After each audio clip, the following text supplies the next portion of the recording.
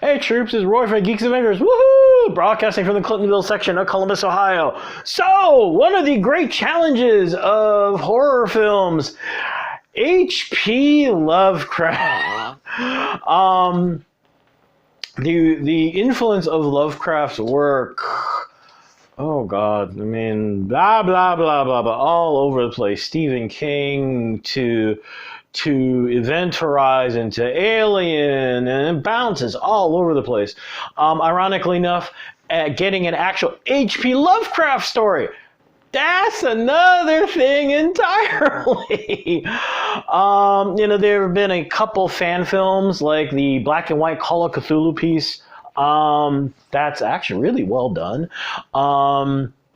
There have also been a couple other films that have popped up off and on. The Last Lovecraft, that's a fun movie. Dare I say, like a fan film. Also has the most amazing, 3-minute animated piece that rather succinctly and hilariously explains the Cthulhu mythology. But an actual, studio-driven... there have been attempts, I guess Reanimator is one. Most notably, a couple years ago, well, more than that,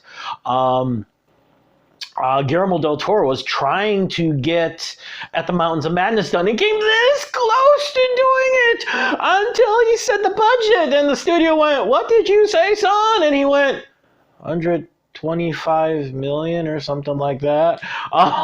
Which, if you know the story, yeah, you kind of need it. Now, on the flip side, unfortunately, horror films traditionally are cheap. As in, $40 million is a lot of money on a horror movie. So the studio went, Guillermo, we love you, man, but hell no. So unfortunately, it disappeared. Flash forward to 2019, the beginning of the year, and a little film was making the festival circuit. Color Out of Space. Very small film. I mean, like I said, it was doing the festival circuit to very, very good reception. And it actually managed to get sold and for a general release. Now, the bad news is, I imagine there's some of you going, it was released? Yeah, it was. There is a good... it did appear in Columbus. I believe it was at Gateway and a couple other of the smaller theaters. Unfortunately, I don't think the bigger ones like AMC jumped on the bandwagon, which is a shame. Because Color Out of Space... a pretty dang good movie. No, we're not talking about something like The Exorcist. A level of just earth-shattering will mess with your head till the end of days, but pretty dang good horror movie in general, and a good accounting for H.P. Lovecraft's work. It's a modern take on the H.P. Lovecraft short story, Color Out of Space. Family out in the middle of nowhere. They got a well. In this story, a surveyor comes in and is like, look, doing water samples for the county, blah, blah, blah, blah, blah. Starts to go, y'all sure about your well? A meteorite strikes the farm close to the well. That's a meteorite. What's the big deal, right? How bad can that be? Come on, it's a horror film, and it's by H.P. Lovecraft. It gets bad. In typical horror movie fashion, things escalate exponentially. Hey, water looks kind of funny. Everything just goes haywire from there. Nicolas Cage plays the patriarch trying to keep a family together. It's interesting too how the film is set in modern times, which is a good idea because when H.P. Lovecraft wrote this thing, unfortunately he made it was set in backwoods Massachusetts. Now we're still talking middle of nowhere BFE Massachusetts, but a family of professionals, yada yada yada. Nicolas Cage is the patriarch, and you're going, oh, there's a good and bad side. In the beginning, you see and you're reminded of Nicolas Cage at his best, the warm and fuzzy, kind of goofy guy. The guy from The Rock, the guy from National Treasure. A little odd, but a fun odd, a charming, warm, and loving odd. And actually, that's one of the wonderful things the film does. And H.P. Lovecraft stories, unfortunately, tend to be very plot driven. Boom, boom, boom. We're moving this thing forward. The characters tend to. There are no dimensions. They're basically just a talking head to explain, oh yeah, you're going to go crazy because you're walking into things that no human being was really meant to know. The story is very Stephen Kingish when it comes to its characters. You see a family that is not perfect by any means, a mother who's recovering from cancer. 3 siblings who get along. It's not perfect. Every once in a while, the older brother and older sister, picking on each other. But not in a mean, angry way, in the kind of tropey way siblings are supposed to, but you see that they care for each other, which is what makes the story a fun thing and tragic thing to watch because you care about these people. It's not just this distracted kind of, you're watching the movie to say, ooh, who's going to die next? What's the monster going to look like? No, you actually give a crap. As the story progresses and as I had like a whole bunch of notes here, and of course I'm not looking at any of them. Let's see here. As the story progresses, and of course, things start getting wackier. Like the original story, there's talk about, the place is cursed or something ain't quite right with it. Well, whatever ain't right with it got significantly worse when the meteorite strikes. There's a Tommy Chong of all people, and folks my age and older are going, you did not just say Tommy Chong. That Tommy Chong.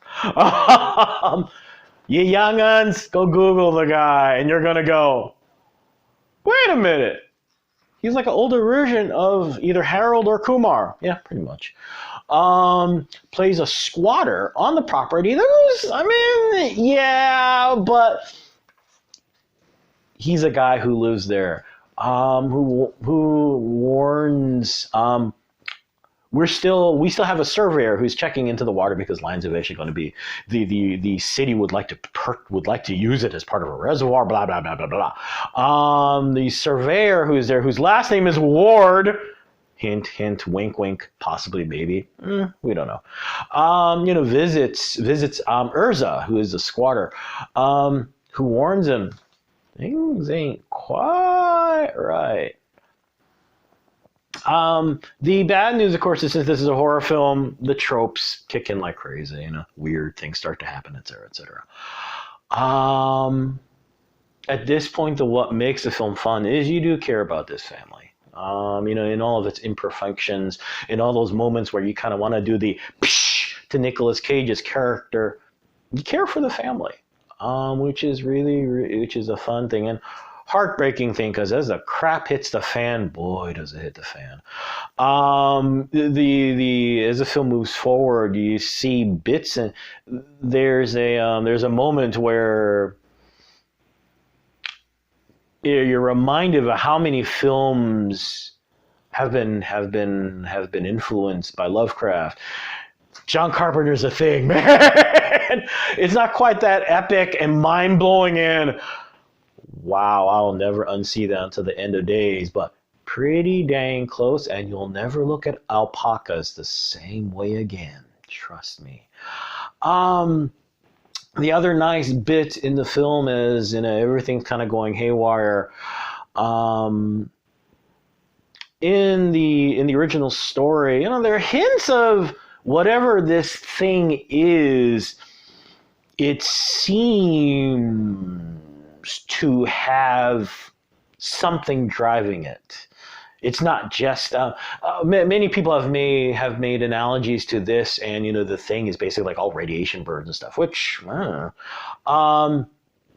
in this story, there is definitely the sense of no, there's something driving it, and there's this one beautiful moment actually where in the third act, as things start to come to their giant, mind-blowing, oh my lord, crescendo. We see we get a glimpse of where apparently this thing came from. Kind of cool.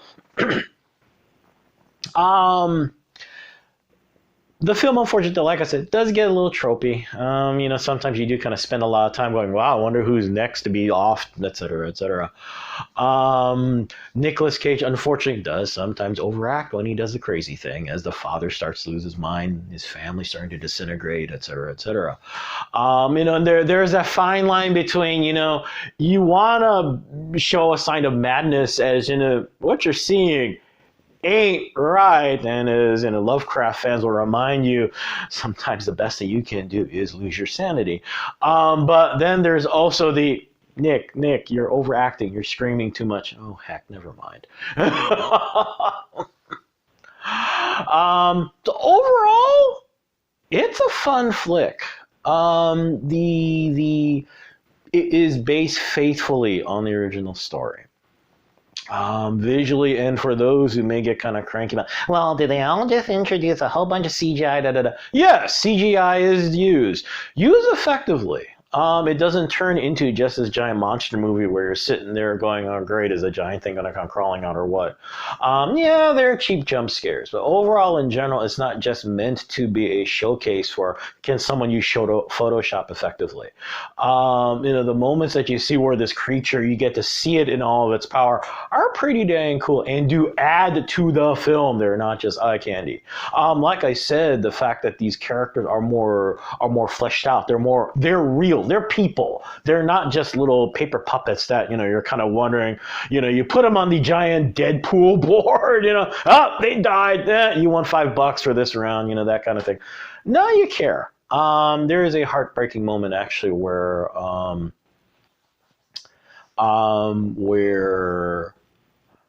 two of the characters, they end up getting really messed up by this thing from the well. You want to talk about effects from John Carpenter's The Thing. Yeah. It breaks your heart. Trust me, it does. And if it doesn't, you kind of cold, mofo. So overall, it is worth seeing. If you're an H.P. Lovecraft fan, who is okay with something being rebooted, yes, definitely worth a see. If you're a horror movie fan in general, it's a lot of fun. Okay, sidestep a little bit of Nick Cage kind of going over the top a little bit, but overall fun. Does the fact that the surveyor, kind of the narrator's last name is Ward, does that mean anything? Have no idea, because we never hear his first name, dang it. But then again, it could be a little gentle poke. Also, another homage, which you can't help it. But at one point, they're doing a weather report and they're talking about, Innsmouth, blah blah blah. Dunwich, blah blah blah blah blah. Word is that they did well enough on this film that they're taking on the Dunwich Horror next. So, hey guys, crossing our tentacles. Anyway. So there you go. Available on DVD. I'm not too sure if it's still, I doubt at this point if it's still running in theaters, which is a shame because This would have been fun actually to see on the big screen. And if you're wondering, at least from what I could tell, no, there is no post-credits scene. If it is incorrect and I just blinked at the wrong time, please let me know in your comments. But yeah, overall, it's a good, fun thing to watch. Something really cool to add to the other films that have a huge remind us that some things ain't quite right, and there's some things we may be better off not knowing. So there you go. Anyway, hey, y'all have a good weekend. May the force be with you. May the odds be in your favor, especially if you're trying to escape a giant, amorphous, malevolent alien thing that wants to eat you alive, and the realization that sometimes being dead isn't the worst thing that can happen to you. Blah, ha, ha, ha, ha. Anyway, hey, y'all take care. And as I've been mentioning, this is like my third podcast, whatever you want to call it today, especially in light of what's happening right now with coronavirus and everything. Be good to each other, okay, peeps? If you know folks that could use a hand, please help.